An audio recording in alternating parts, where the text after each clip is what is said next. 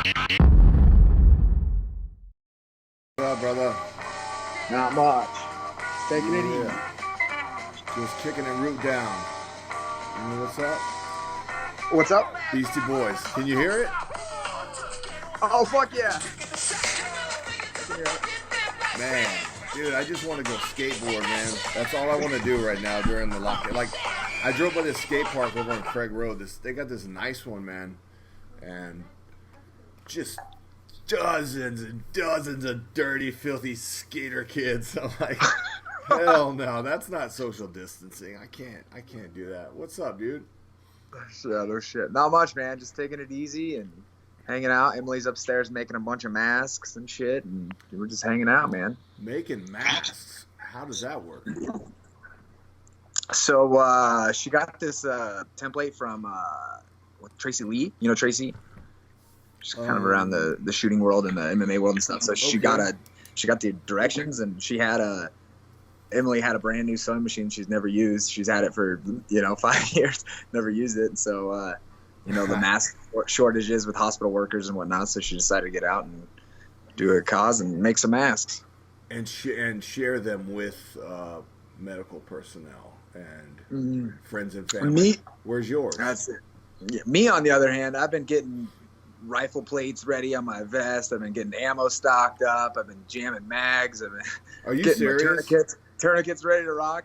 Yeah, I mean, it's all in good fun. I hope I would never need that shit. But at the end of the day, if I need it, it's better to have it ready to rock. Listen, I just came from Walmart. Okay, this is crazy because yesterday I went to Walmart to the one closer to my house at Decatur and 215 on the north side, the North 215 loop, Decatur.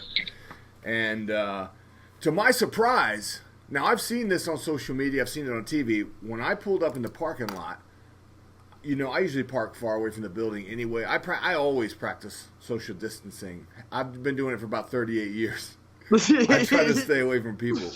And I walk all the way up to the door, and I'm spacing out, man. I mean, the garden center I can see is closed. The door is closed, and I'm like, yeah, I can understand with theft and everything. They probably need to tighten up security, kind of keep it central. Anyway, I go up to the door. It's closed. It's like you can't get in that door, and I look, and the only door open is the one door on the one side of Walmart, and there's a line of about 100 people just to get in the building. I shit you not. And I was like, oh, hell no. Now, speaking of ammo, we have a gun store right around the corner from my house, Spartan Arms. Actually, I should try to get a fucking endorsement. It's right at the bottom of the hill from Clark County Shooting Complex, where I used to work until we all got laid off after all this shit happened.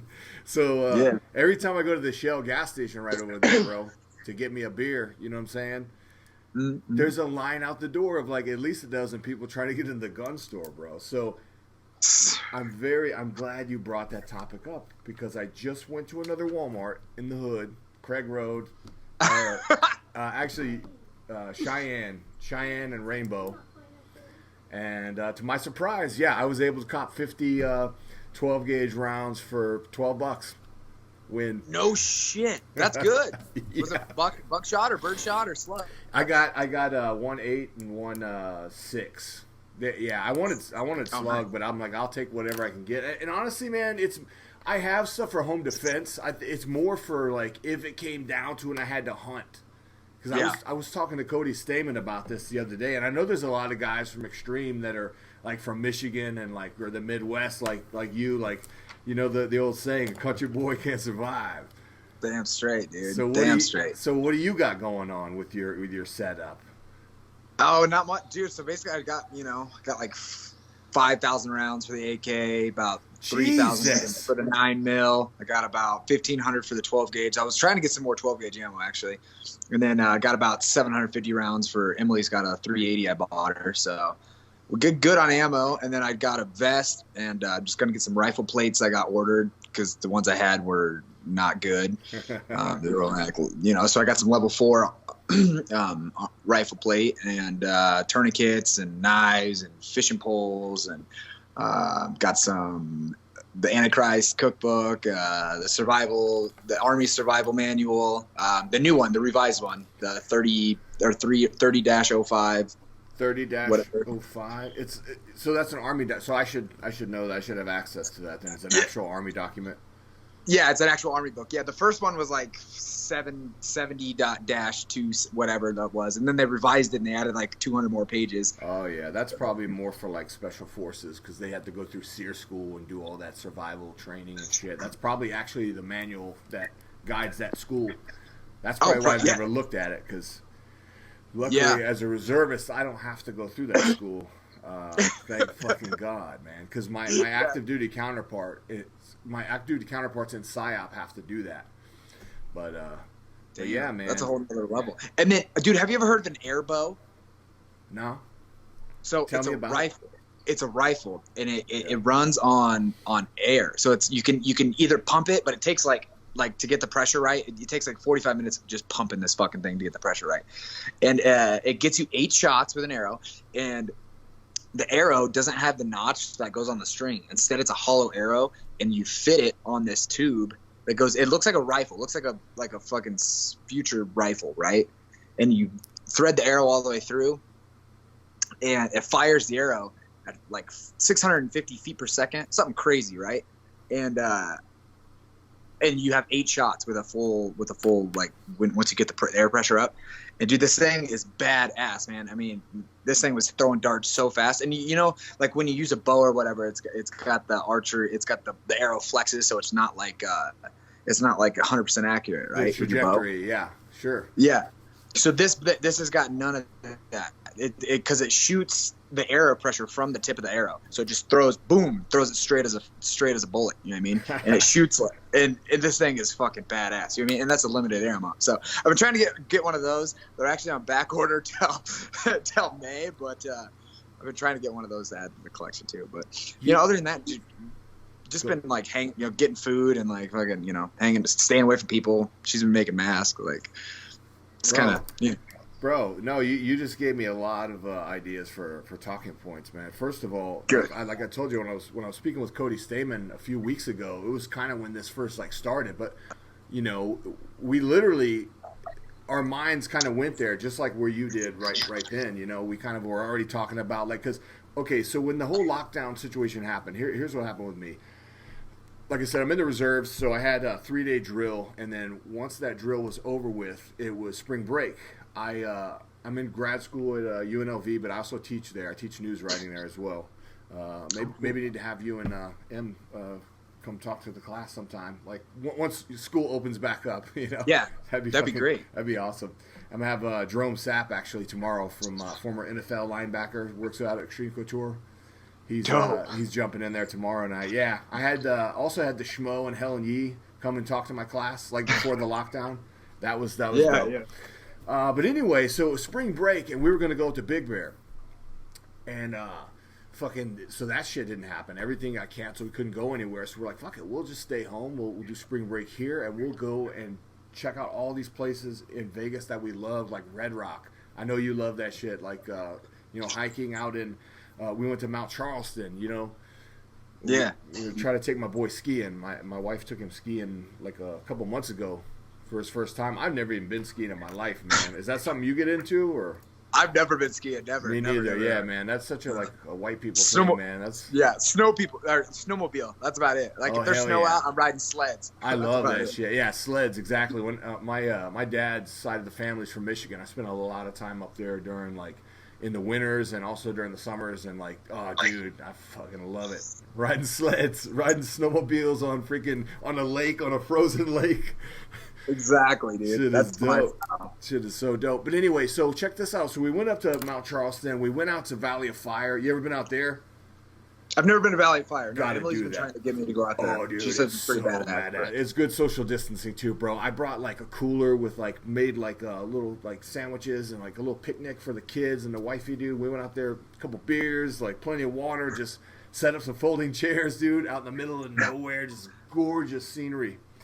So, man, anyway, after that, it was all right, it's time to get back to normal. In other words, we were behaving as if we were just like on vacation, you know what I'm saying? Just doing our thing, but just staying away from people like we do on vacation, right?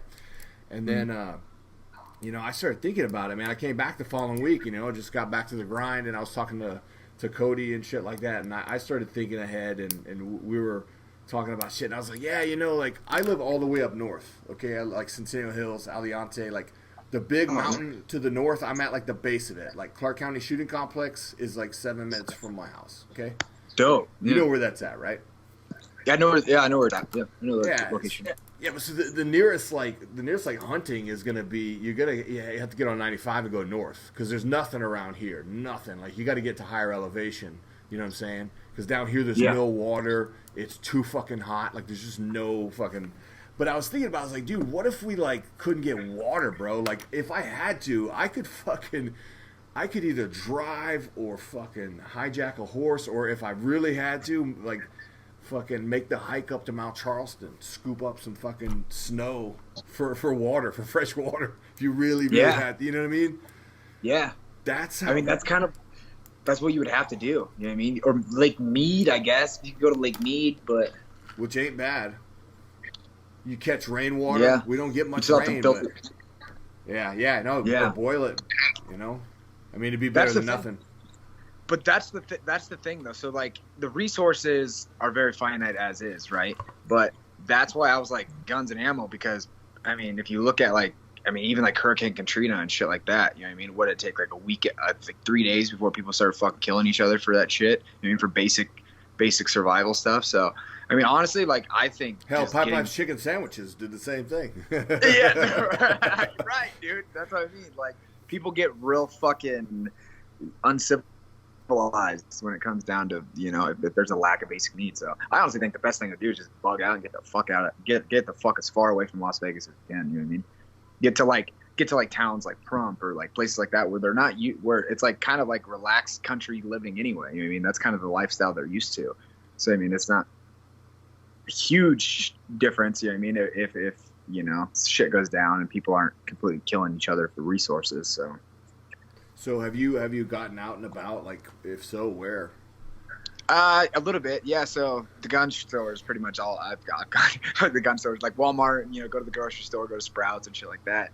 I went out and just kind of got some friends together, and we were out drinking beers and shit. And one of my friends is a nurse. And he was telling me about this shit, and like, dude, I honestly didn't like think it was like that serious. I'm like, dude, there's like a 97% survival rate. Like, what the fuck's the big deal? Yeah, you know what I mean, like all this shit, and like, plus, we haven't really seen very many like people on Instagram or people like on social media, or like, I don't know anybody that's been sick. I don't know anybody that's posted videos like, dude, this shit's real. You know what I mean? Like, it's pretty much just people are just not like, they're just not fucking being out about it. But then my friend tells me, he's like, dude, yeah, this shit is crazy. He's like, the word he used, I was like, dude, what's it like? He's like, man, this isn't a fucking virus. He's like, this is a plague. He's like, this is like something that nobody's fucking been prepared for. Like, nobody's seen it. Nobody knows. Like, he's like, the directions of like what to do change hour to hour. He's like, they don't even know what the fuck's going on, So it's like, and then he said that shit. And I'm like, dude, you just fucking scared the shit out of me, So I was like, I mean, but as far as like getting out, like I really don't really get out. I just kind of hang around the house and just kind of. Emily and I clean the house. Like, we went and it was a nice day out. We went outside and pulled all the weeds and shit and tended the garden. Shit like that. I need to do that. And by the way, I know both of y'all are cannabis enthusiasts, so y'all are pulling weeds. You're pulling weeds into your lungs too. Hey, exactly. I saw a funny ass meme. Maybe think about you and some of the other notorious stoners running around extreme. I won't incriminate anybody else, but it was like it said, if you see me coughing, don't worry, it ain't the corona, it's the chronic. Absolutely, that's right. Like, fear not, keep your distance anyway, though, because you might have the shit. Exactly.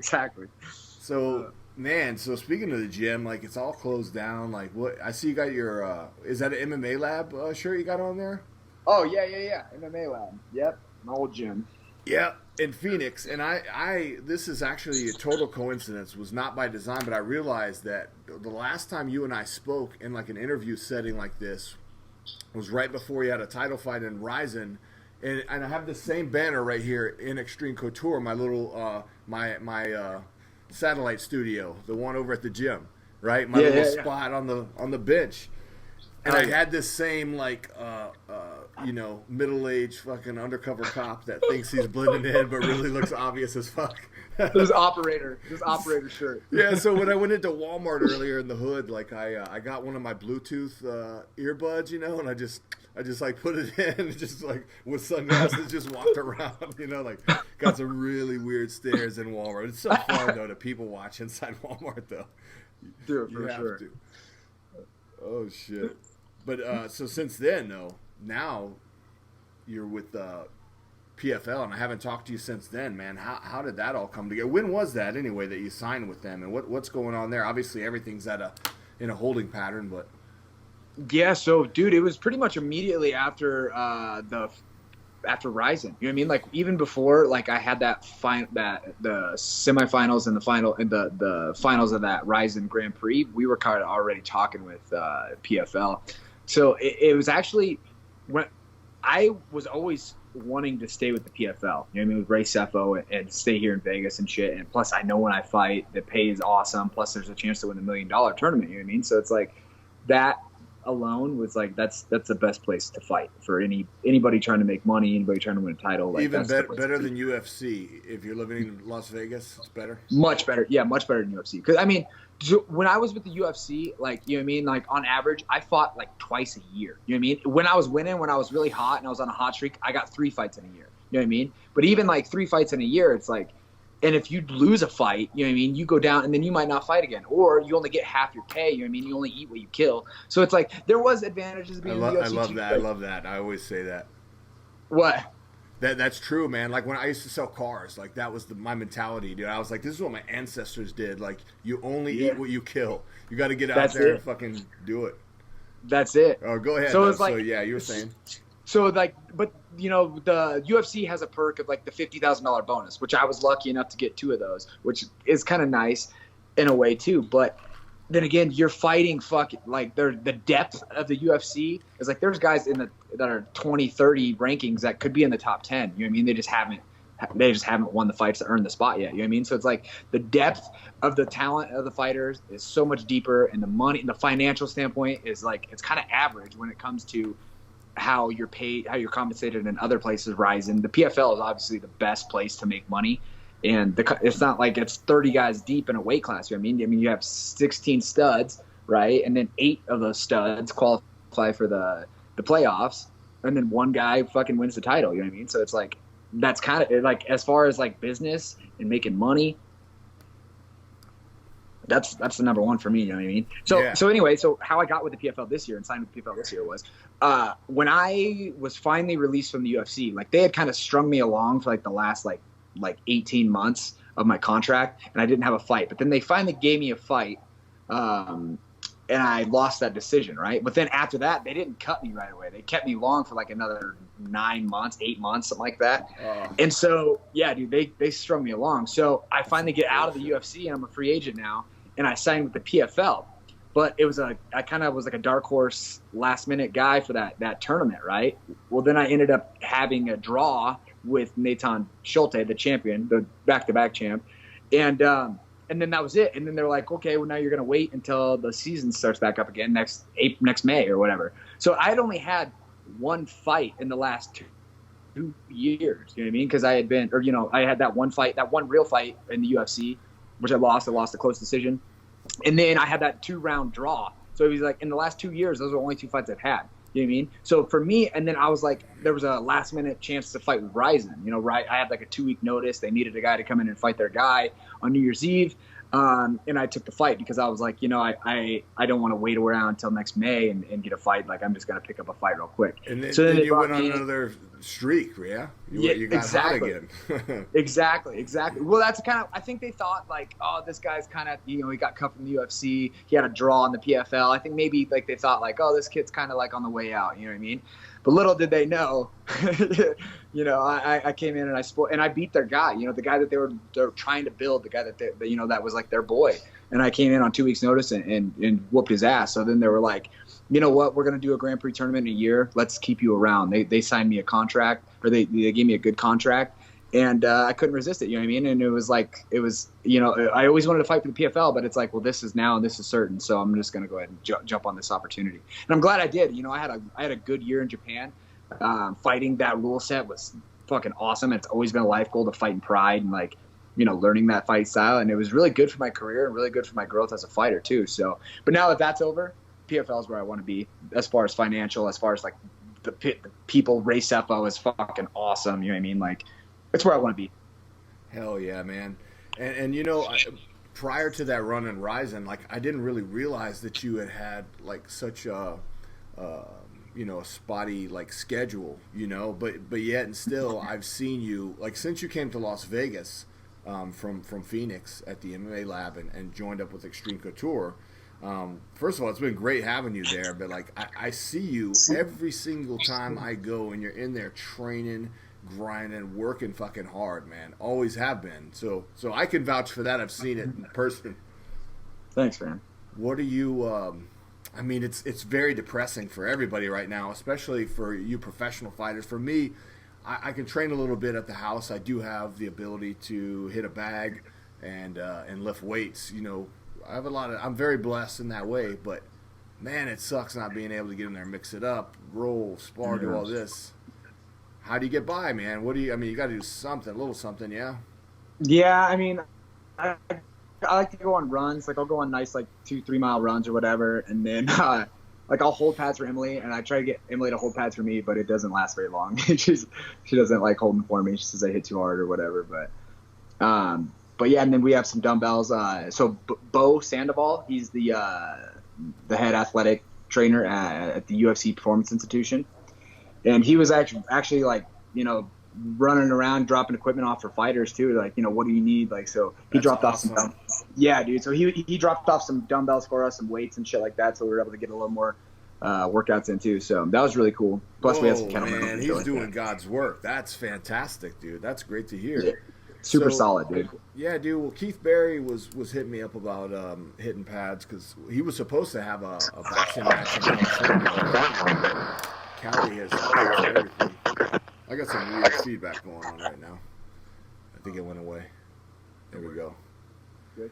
Right. Yeah, what part of town are you in though? We live in Paradise, which is so I'm literally you're pretty close to the damn strip then. Yeah, I'm right there, man. I'm 4 blocks away from the strip. I'm right between. Go ahead. So I'm on Russell and Hacienda, and then also Jones and Decatur. So I'm in that little square right there.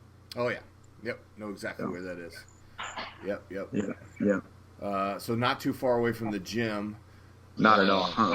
Not too far away from a lot of the homies and shit too. Do you? Because some people are meeting up, and I think the PI is closed completely, right? I know some gyms seem like they're opening up for little private sessions for very small groups of people, and then other people are just going underground, like I said, meeting up. You doing any of that? Are you planning on it, or just kind of riding this out?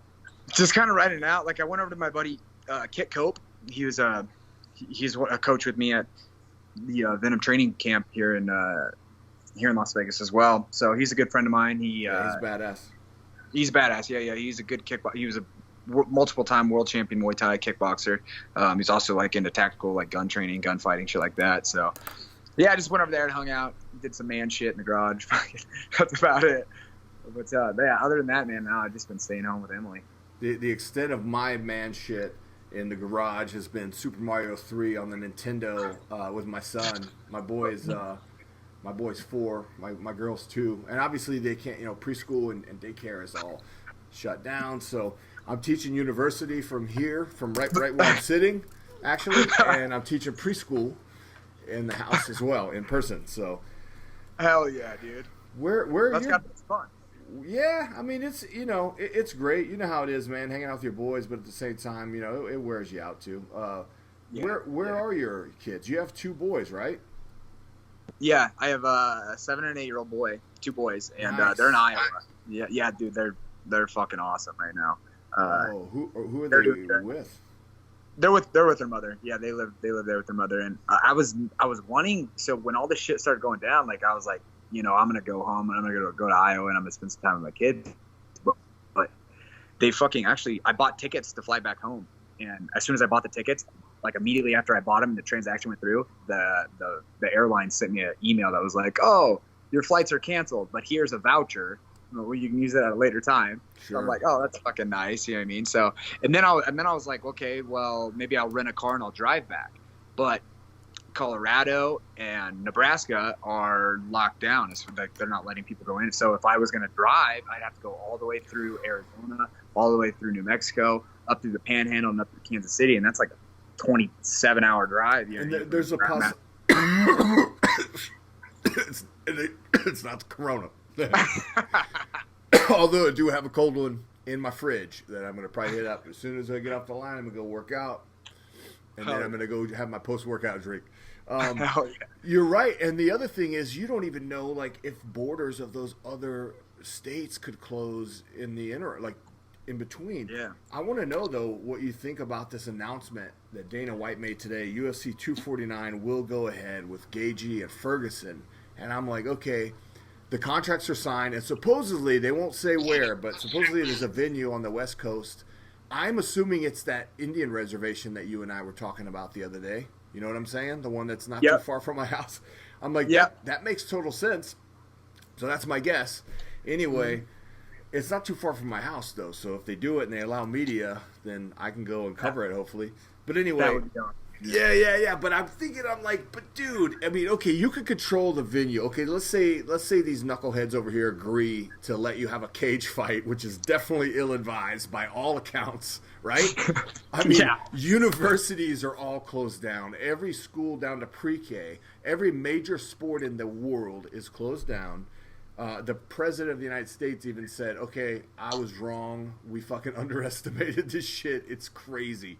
And yet, Dana White is like, cage fights must go on. So if you insist, but they got the contract signed for the fighters, according to him, and they have a venue, which, again, they haven't announced. Okay, what about everything else, though? What about okay, so you're bypassing a commission if you go with the Indian reservation route, right? I got that. What happens if the federal government, though, just comes down and says, you know what? I know it's an Indian reservation, but yeah, fuck all that. Y'all ain't doing this shit. What if you can't get travel? What if you can't get doctors clearance? Like, how are you going to screen them for, you know what I'm saying? You have ways to test them? Like, what if they have COVID and you spread that shit? What if an employee or a fighter got sick and God forbid it? What if the worst of all happened and you could have prevented it by just following the guidance that's been set forth by the World Health Organization, the fucking CDC, and by the president, who's a climate change denier and was a COVID denier initially, and now he's even on board. Yeah, dude. I mean, what am I missing, Johnny Case?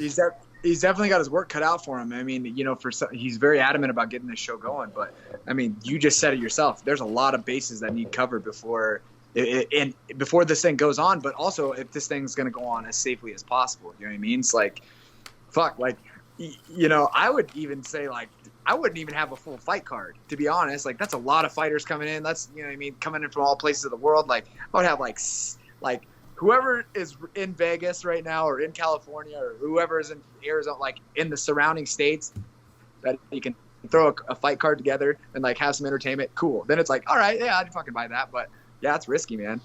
Well, honestly, the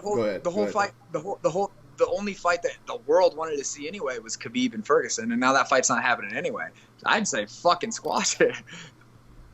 My thoughts exactly. I'm like, nobody really cares. I mean, don't get me wrong, that's an awesome fight, but I mean, Khabib made a very good point. He's like, look, these guys couldn't tell me what the hell was going on. They couldn't get me a venue. Nothing was guaranteed. So I left. I mean, I heard the borders were closing at, in my home country. So I went the hell back. I don't know if you saw that, but he posted that on I did. Instagram Live, I think. Yeah. Mm-hmm. So anyway, man. All right. Yeah. A couple more things I wanted to get to. We talked about UFC 249, and you talked about being a homebody. and how you're spending your time. Now, there's another MMA power couple out there, Paige Van Zant and Austin. Vanderford. My son's name is Austin, so I was trying not to get his attention so he doesn't come over here try to intervene. Yeah. Have you? So tell me you've seen the Instagram posts for the last few days.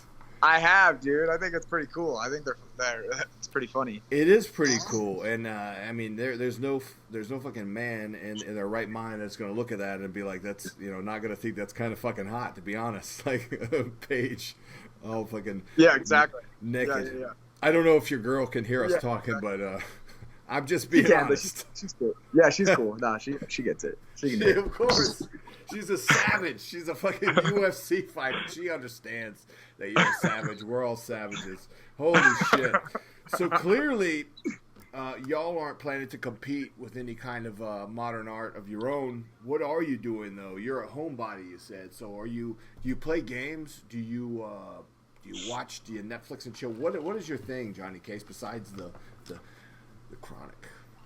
Dude, yeah, I mean, that's about it. Just chilling with Emily, watching Netflix and shit. But so I tried like getting a job. I was like, you know what? Like, I'm not making any money right now. I usually coach too. I'm not fighting. I don't have any fights coming up in the unforeseeable future. So I'm like, maybe like a gun shop needs some help. Every time I went in there, guys were so stressed out and there's lines around the building. I'm like, maybe these guys need some help. You know what I mean? And they're not hiring right now. So then I was like, you know what? I don't play video games very much, but I'm like, I'm fucking twiddling my thumbs, read all my books. Like, I ordered a couple more books, by the way. But so I got a game called Red Dead Redemption, which is I've heard all about it.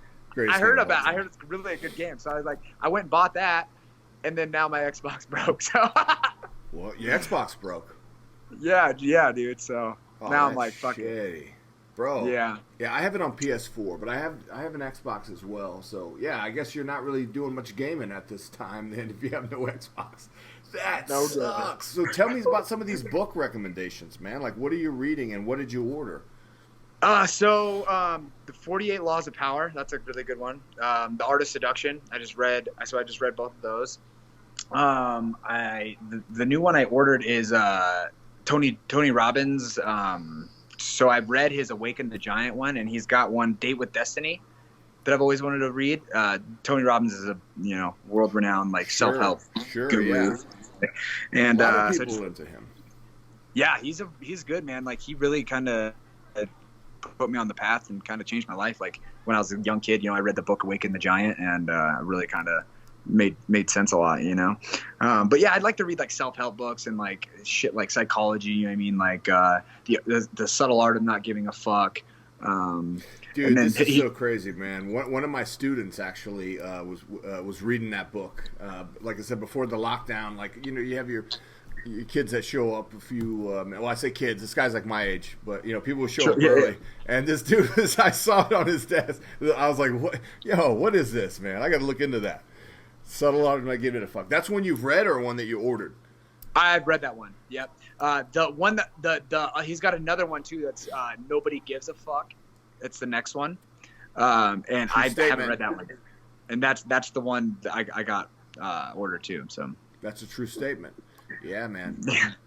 Think and Grow Rich. That's one that my brother kept insisting that I read, and just within the first few pages, I was like, oh yeah, man, this shit right here gets your mind thinking in the right direction, like you should be, to be at your potential creatively and just in every way, really, man. You know what I mean? Agreed, man. Robert Kiyosaki's got a book called Rich Dad Poor Dad. That was a really good one too. So yeah, I mean, just books like that, dude. That's the kind of shit I like to read. I'm not really into the Harry Potter or reading fiction or shit like that. I'm all into the real shit. No, I don't like to read nonfiction. I did read the first 2 Harry Potter books, actually. I read one, or actually I read them both when I was in Iraq, because I brought a bunch of books. And then, back then, it was in 2003. It wasn't, the smartphone days, and, I had, a crappy, a Game Boy Advance, when they were like this wide. Oh yeah. And it wasn't backlit. The screen wasn't backlit, so you could only play it during the day unless you had that stupid little light that did shine on the screen.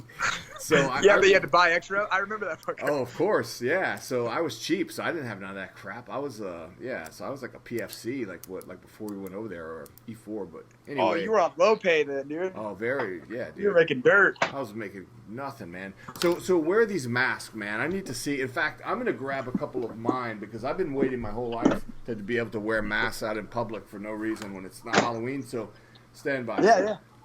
All right. Hey, baby girl, you got a mask made?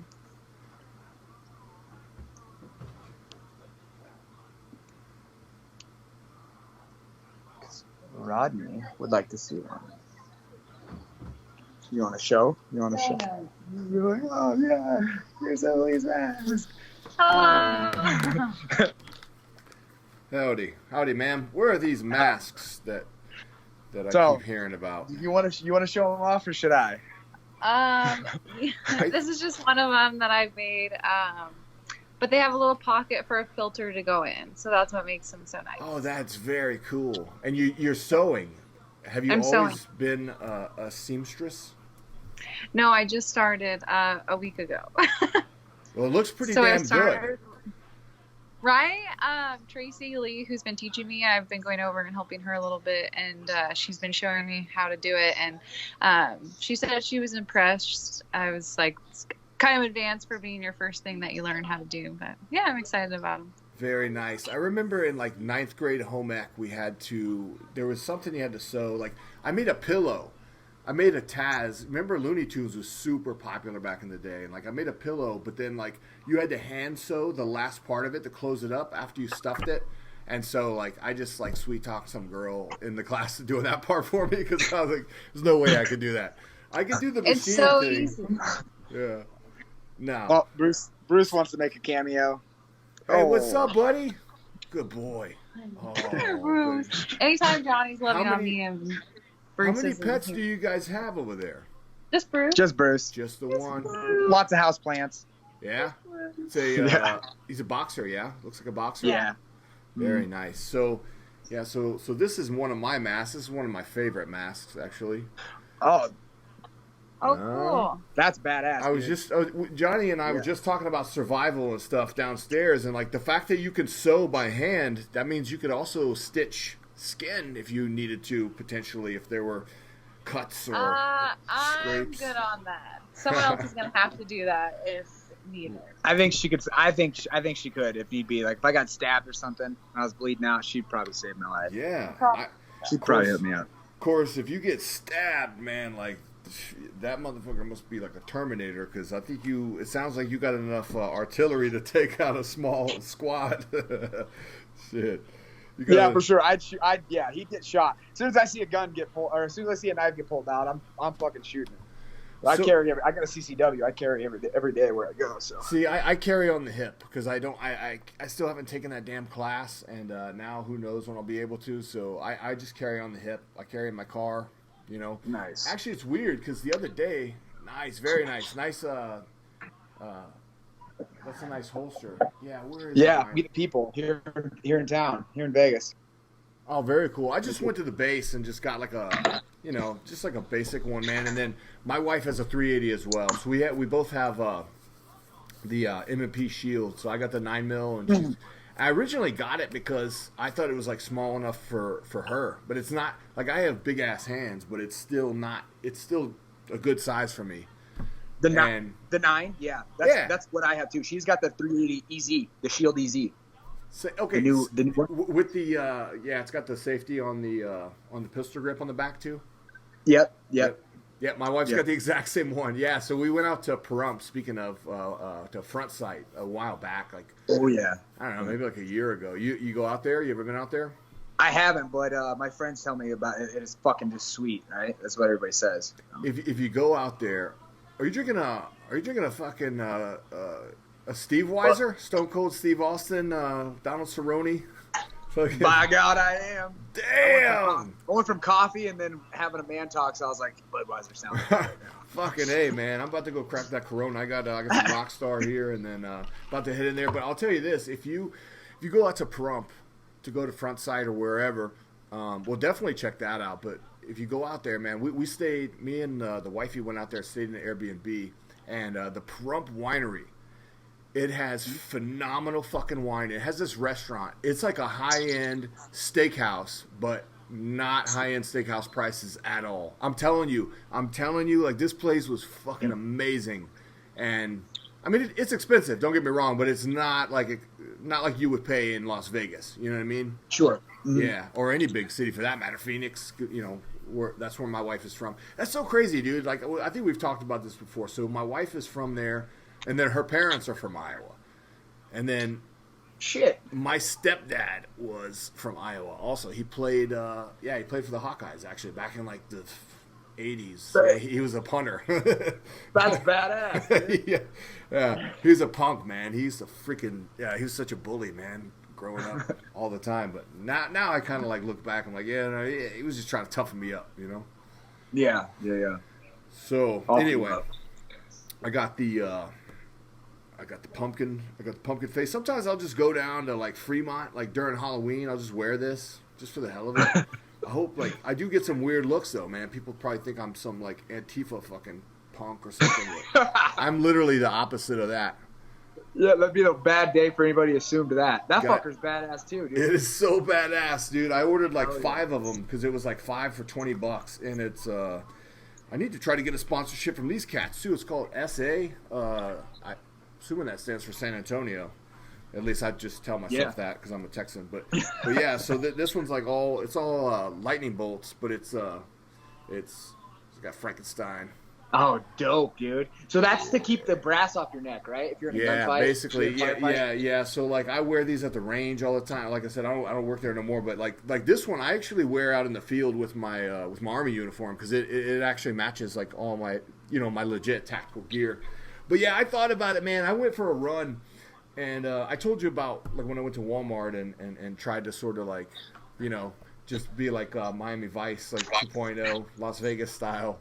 Fucking, but no, seriously, like I thought about actually going for a run, like with like a vest, because like people do that anyway, just like go for a run with like a vest on or like a rucksack. But then I was like, I don't know, man. Like the way I look, dude, all tatted up and scraggly, like I don't want to fucking scare the shit out of people in my neighborhood either. And of course, there's the old classic. Yeah. The old classic outlaw gunslinger. You know what I'm saying? Yeah. Exactly. Boys in the Hood style. So, in your Netflix and chill, I'm sure you got the Tiger King.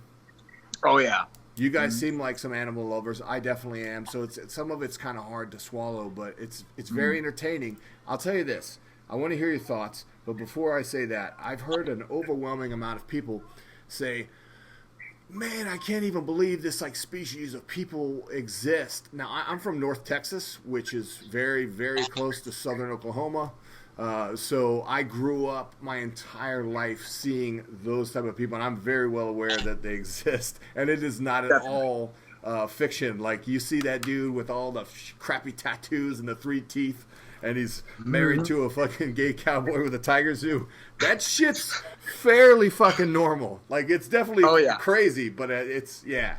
So, what are your thoughts on that overall, man? Like, I want to hear Johnny Tate's riff on it. That was a crazy. So I was super into it because it was like when it first came out, and I heard like a couple of my friends and my close friends were like, dude, watch this shit. And Emily wasn't into it because she's an animal lover, like super hardcore. And she's like, I don't want to fucking see these tigers locked in cages and like fucking living a miserable life and like how fucking sad, you know? And then literally like 15 minutes into the first episode, she's like, what the fuck? We binge watched that. We just binge watched it that whole entire night, you know what I mean? But, did you really? But yeah. Oh, yeah. But yeah, exactly. I know. So I'm from Iowa, where it's like pretty rural too, you know what I mean? And I've lived all over the place and fucking know my fair share of tweakers, you know what I mean? Yeah, there's a lot of tweakers in those kind of places, man. Yeah. There's just nothing else to do, right? I mean, it's just like fucking, you're either married and you're productive and you have a fucking family and a job, or you're a fucking drop out and you fucking do meth all day. You know what I mean? Steal shit. Like, it's kind of how it goes. There's just not much else to do. There's not a lot of opportunities, and you know what I mean? So it's like, yeah, I definitely know a lot of people like that too. Seen a lot of people like that. Dealt with a lot of people like that. But I don't understand those. Like, how did he get the money? I mean, he obviously wasn't loaded, but he had enough money to buy tigers like that and fucking, you know, go on. Like, I wonder how he got the money to get the ball rolling. You know, always had meth, obviously. You know what I mean? But it's like maybe from his parents or something, man. I get the feeling that like his mom might have had some they might have had some old money or something. Yeah, because like, well, but he ended up like bankrupting them, you know, and blaming it on that lady when it was really him that was doing all the stupid shit. But you know, exactly. They're supposed to come out with one more episode from like some more of the footage. Like another episode, and then also I was rewatching, and I rewatched the first episode, man, and I kind of picked up on. I mean, there's so much going on. Like, it's a real sensory overload when you binge that show, especially in one day. So I would encourage anybody to go back and like just check on that again, because I did the same shit. I was like, damn, man, like. Because he talks about that. He's like, yeah, I went from having nothing to building this whole big entire tiger zoo. And I'm like, I thought of that too. I go, how the fuck did he build all this? Like, where did he get all the money to do this? It's crazy. But he was also illegally selling tiger cubs on the side too. Right. But I mean, that's a shitload of cubs. I mean, he's only making $2,000 to $5,000 on a cub. Like, true. That's like not much money for, I mean, when you're thinking about building buildings and fucking getting like semis and like all that, I'm like, buying new trucks and, you know what I mean, always having meth and shit. It's like, fuck, dude. It's like, you gotta have he had to have a decent chunk of money just to get that shit going anyway. You know what I mean? But yeah, I mean, like, you could probably sustain like selling tiger cub. You know, what does he get, like 3 or 4 cubs a litter? Like, that's like what, 6 to 10 grand. You know what I mean? So it's like that could kind of help. I think that was I think during that time that might have been more when he was trying to cover a lot of his illegal fees and shit, because like Carol Baskin was like putting him through the ringer. But I'll tell you this, man, like, I am one to always like say, look, we cannot buy into pre-trial publicity or make assumptions when we don't have enough information. But goddamn, Carol Baskin absolutely killed her husband, man, because you think a guy with that much money is just going to disappear and leave all his money and his whole empire behind that he built? And by the way, he literally tried to get a restraining order on the bitch and told people, if something happens to me, it was her. Totally. How the fuck do you... Dude, and she saw him, that like she was like, remember the cops or whatever, and then they're like, they did a report, and she's like, yeah, I saw him today, he disappeared, but then like she was the last person to see him, like, you know what I mean, all this. There was a time that she went out at 3 a.m. supposedly to buy something for the tigers, or none of that shit adds up. How do you botch that investigation so badly is what I can't understand. Yeah. Well, they said her brother was on the police force, right? Yeah, true that. So he could have had some. There could have been some corruption going on there. It had to be. I mean, that's the only thing. Like, I look at her, dude, and I'm like, okay, based on everything I know, and there's a lot of information there. And again, you know, I'm no expert. This is just my opinion, but she's a stone cold psychopath, straight up.